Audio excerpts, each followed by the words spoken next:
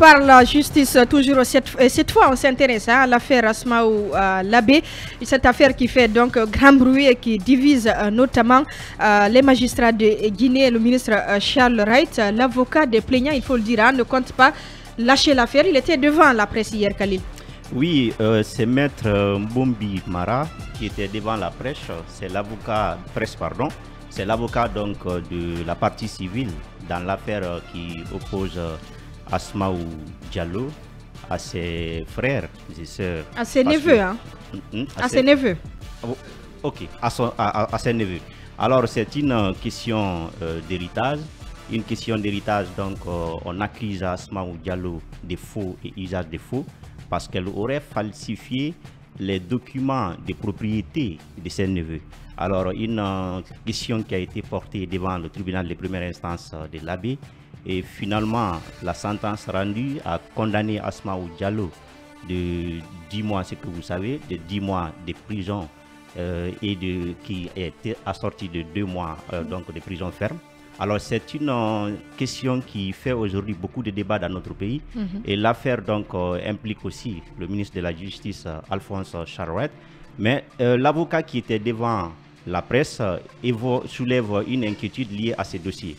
Parce que lorsque vous regardez toutes les tournures que prend ces dossiers, vous pouvez donc douter de tout ce qui se passe, tout ce qui est lié donc à la démarche du ministre de la Justice Alphonse Charouette. D'abord, il évoque la célérité qu'a pris le dossier parce qu'il estime que des dossiers aujourd'hui sont au niveau du tribunal de première instance de l'Abbé. C'est des dossiers qui ont fait beaucoup de temps dans les tiroirs, mais qui n'ont jamais connu une telle célérité. Mais dès après la condamnation de dame Asmaou Diallo, c'était le 19 juillet 2023, ce qui est indiqué dans la communication. Condamnation dont il n'est pas satisfait. Hein? Oui, condamnation dont d'ailleurs la partie civile n'est pas satisfaite.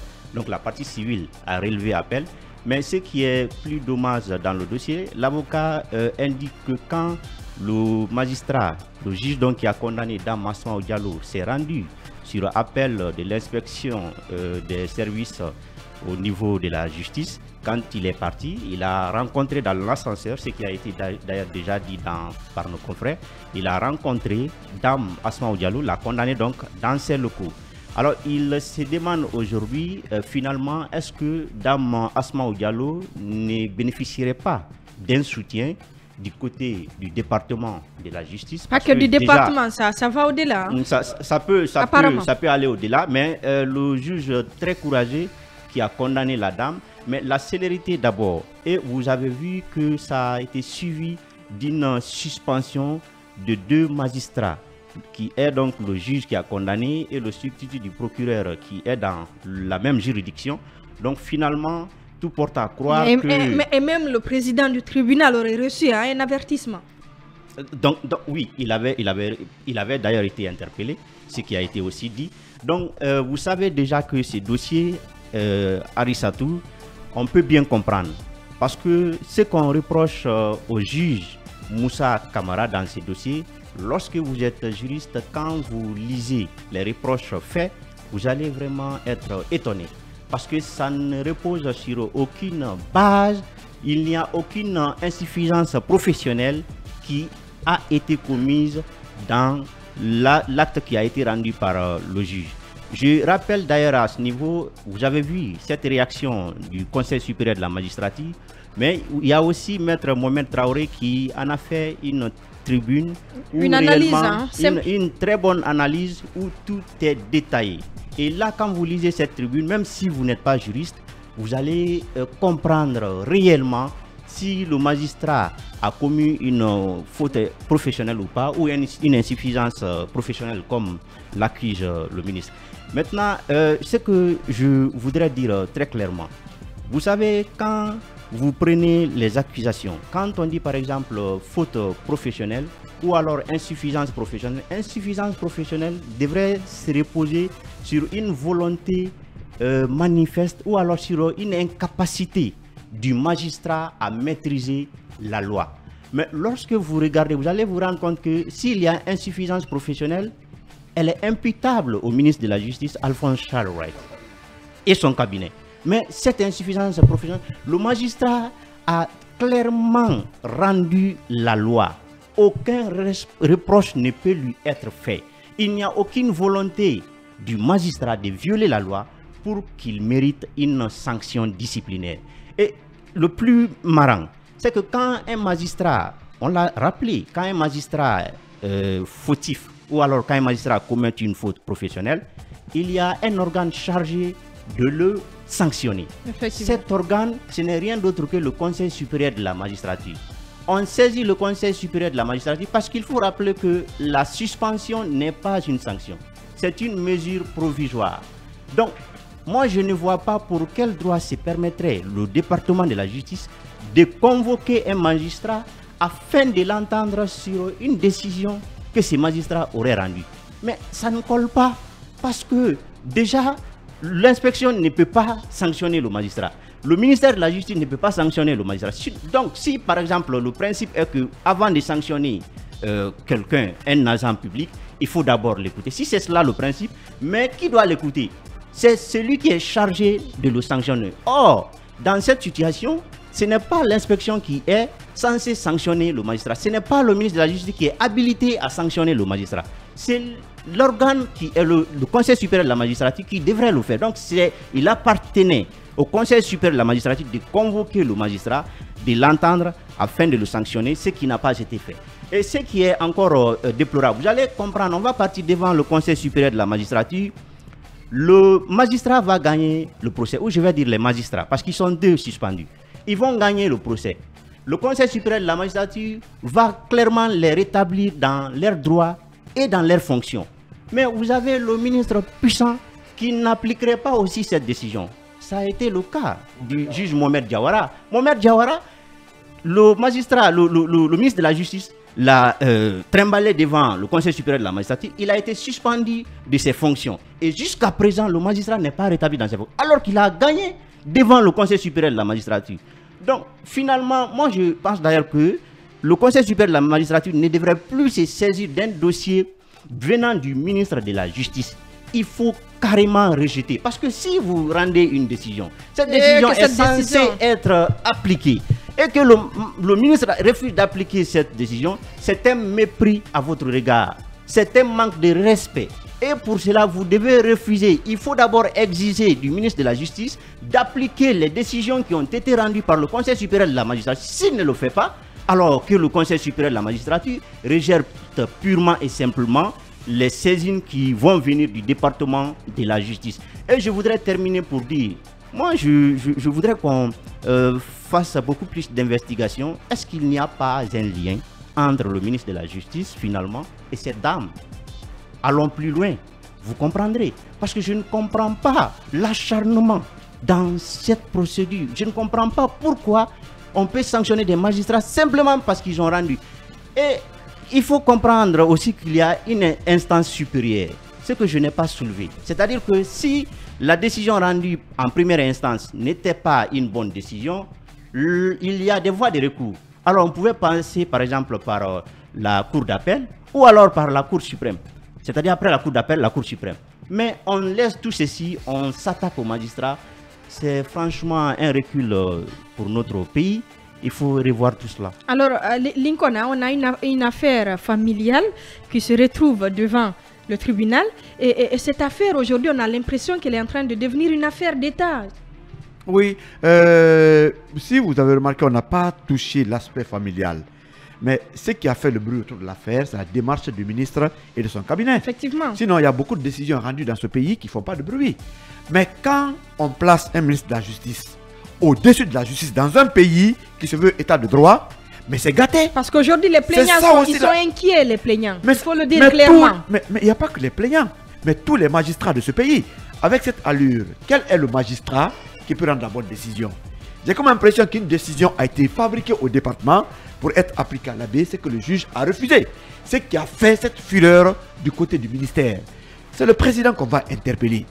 La justice guinéenne, elle est pourrie parce que le ministre de la Justice est plus fort que la justice. Mais comment, Khalil a dit quelque part, comment comprendre que, comme ministre de la Justice, puisse refuser d'appliquer une décision du Conseil supérieur de la magistrature? Il a perdu devant le juge Mohamed Diawara. Il devait présenter ses excuses publiquement. Il ne l'a pas fait. Le juge n'est pas rétabli. Et c'est le même ministre de la Justice qui est en train de distribuer les sanctions contre les magistrats. Et qui est en train d'interpréter... N'exagérez pas non plus.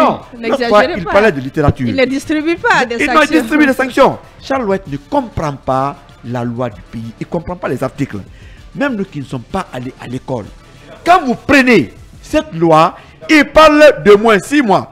Le juge a prononcé une condamnation d'1 an. Charles Wright a un cabinet, il ne travaille pas seul, il a une équipe. Non. Ils ne peuvent pas tous ignorer. Non, je vais vous dire quelque chose. L'équipe qui est là, ce n'est pas une équipe de justice. C'est une équipe qui est là juste pour rendre des décisions politiques. C'est pourquoi j'ai commencé par l'inspecteur des services judiciaires, mais qui convoque les magistrats au téléphone. Ce qui n'est pas en principe normal. Oui, c'est pas normal, M. Kairaba Yawara. C'est pas normal. Kairaba Kaba, c'est pas normal. Et en plus, il émet une convocation sans motif. Rappelez-vous que M. Charles White avait dit à tous les OPJ et citoyens que quand un OPJ émet une convocation sans motif, que le citoyen refuse de répondre. Il l'a dit ou pas?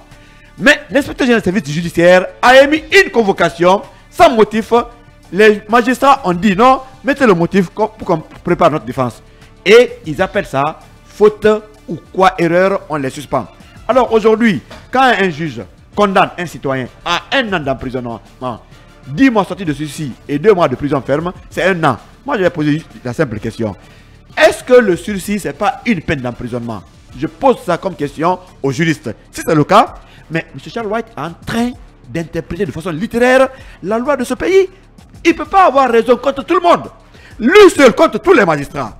Lui seul contre tous les avocats. Il est le plus intelligent. Je dis non. Lisez la tribune de Maître Traoré. Allez voir le communiqué, la déclaration de l'AMG. Mais il n'y a pas de différence. Même moi, je suis juriste, mais pas pratiquant. Je comprends cette interprétation. Mais le ministre, peut-être, a un autre projet. Pas malheureusement, c'est le président de la transition qu'on va interpeller. Parce qu'aujourd'hui, il est le président du Conseil supérieur de la magistrature. Ces grands magistrats qui sont dans ce pays doivent se révolter. Et il y a une pratique actuellement. Arrêtez, on est en train de pas demander aux magistrats de se révolter. Non, pas se révolter, mais ce qui arrive aujourd'hui à ces 2 magistrats peut arriver à tout le monde. Demain, quand un autre magistrat va rendre une décision qui ne plaît pas au ministre de la Justice, il va les sanctionner. Et les magistrats sont indépendants dans le rendement d'une justice, d'une décision judiciaire. Mais pourquoi c'est le ministre qui est plus intelligent que tous les magistrats de Guinée, que tous les avocats de Guinée, qui est en train d'interpréter la loi à sa faveur? Le président doit interpeller Charles White. Je crois qu'il n'est pas à sa place. Il n'est pas du tout à sa place, puisque à cette allure-là, c'est la justice qui est altérée dans ce pays. Alors, c'est quand même difficile hein, de comprendre qu'il soit tout le temps en conflit avec les magistrats, Charles White. Finalement, est-ce que le problème ne vient pas de lui? Non, mais il faut comprendre un peu que ce milieu, dès l'instant qu'un magistrat monte comme ministre du département de la justice, que ce soit la Guinée ou ailleurs, il devient l'ennemi. Ils ont des soucis. Quand vous prenez le cas français actuellement, il y a combien de plaintes, combien de poursuites que le ministre des gardes des Sceaux de la France perçoit des magistrats français. C'est à peu près les mêmes acharnements que Charles White a en Guinée. Je ne dis pas de facto à 200% qu'il a raison, mais je veux dire que c'est un homme des sérails de la justice guinéenne. Il a fait ses armes, il a été procureur. Il connaît quand même le biaba de la justice guinéenne. Et il était différent. Alors, je veux dire, non, à l'époque il était différent, mais il est du corps. Je veux dire que l'interprétation qu'il fait, tout à l'heure je le disais, madame, je dis le problème qu'on a en Guinée avec ces hommes en robe noire, je veux parler des magistrats, des juges, des avocats, ainsi de suite, c'est l'interprétation des lois. Mais quelqu'un te dit tel article dit tel bleu, l'autre te dit non, c'est le bleu un peu brun, l'autre te dit c'est un peu le bleu marine, et après tu ne te retrouves pas. Quand vous écoutez le ministre Charles White sur ce dossier, mais moi j'étais séduit. Maintenant que la cour, je ne sais pas, le conseil supérieur des avocats disent non, il n'a pas raison, tel dit non, il n'a pas raison, mais on va où? Je ne le défends pas, mais je dis que c'est un homme qui ne va pas quand même se lever sur un coup de tête, venir prendre les médias et annuler des trucs, convoquer, suspendre des avocats. Vous ne comprenez peut-être pas les enjeux qui sont derrière ce dossier. Vous ne comprenez peut-être pas ce qui se cache derrière ce dossier. Mais écoutez, ce qui est palpable, ce que je peux dire, ce que je sens. Je veux dire, madame, c'est un homme de droit. Il sait quand même ce qu'il dit. Ou bien l'école, il ne sait plus. Il ne sait plus. Non, Charles n'est plus là, il y a un problème. Charles Loïc maintenant est politique. Il n'est pas magistrat. Non, mais à partir du moment où un magistrat devient ministre, il n'est plus magistrat, il est homme politique. Mais très malheureusement, il fait des interprétations erronées de la loi. Non, parce que l'interprétation qu'il donnait, quand j'écoute Khalid, je veux dire, il y a un souci. Non, mais il y a un souci alors. L'interprétation est erronée, Condé. Dans ce cas, il y a pas de moins de 6 mois. Le juge a prononcé 1 an. On a la Cour et suprême, le sursis, c'est une peine d'emprisonnement. On a la Cour d'appel. Ben, écoutez que ces mécanismes judiciaires de la Guinée se mettent en branle pour essayer d'apporter une clarification sur ce dossier. Parce que pour moi, j'appelle ça une honte. Que ceux qui doivent nous trancher entre les citoyens lambda, entre nous autres sociologues, journalistes, que ceux-là même ne peuvent pas respecter la loi au sein de leur coopération, au sein de leur corporation. Je pense qu'il ne comprend pas ce matin, le grand frère. Je ne sais pas trop ce qu'il a. Non, attends, madame, je comprends très bien, mais je dis, il y a un souci, quoi. Allez-y, Yaya, en quelques secondes avant la pause, s'il vous plaît. Je dirais, pour le salut public, pour la morale publique, pour l'intérêt de notre pays et de notre justice surtout, il faudrait déoratiser la justice guinéenne. C'est-à-dire de ne pas tout tourner autour de lui. Il ne doit pas être le Manitou, c'est lui qui a le nez partout, c'est lui qui est le chef de tout, responsable à la fin de rien. Il faut déoratiser la justice guinéenne. Ça fait partie de sa personnalité. Charles Loïc, il a toujours été... Et comme ça, on va s'arrêter là pour l'instant. Nous marquons la pause à venir. Je rappelle que nous parlerons de l'intervention militaire en vue au Niger et les détails qui sont bouclés, mais les options diplomatiques qui restent sur la table.